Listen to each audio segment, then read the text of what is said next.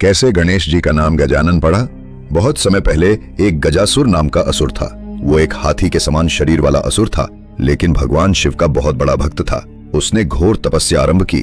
कई वर्षों तक वो जंगल में खड़े होकर केवल शिव शिव का जप करता रहा। उसकी कठोर तपस्या से प्रसन्न होकर भगवान शिव उसके सामने प्रकट हुए और बोले, वत्स, मैं तुम्हारी भक्ति से प्रसन्न हूँ, मांगो क्या वरदान चाहिए।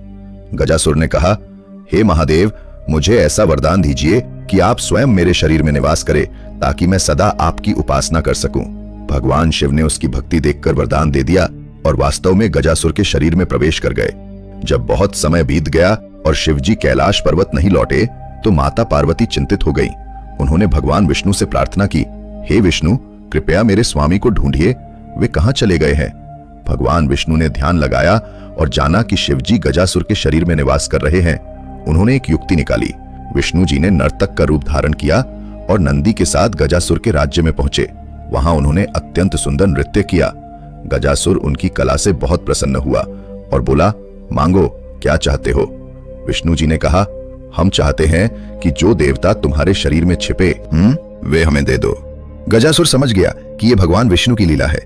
वो विनम्रता से बोला, प्रभु, यदि शिवजी मेरे शरीर से बाहर जाएं, तो कृपया मुझे ये वरदान दीजिए कि मेरा सिर सदा पूजनीय रहे। शिवजी ने उसके इस अंतिम वरदान को स्वीकार किया। तुरंत वे गजासुर के शरीर से बाहर आ गए। कुछ समय बाद जब माता पार्वती ने उपटन से एक बालक की रचना की और वो बालक गणेश जी कहलाया, तो एक दिन जब शिवजी भीतर जाना चाहते थे, गणेश जी ने उन्हें रोक दिया। क्रोधित होकर शिवजी ने उनका सिर काट दिया।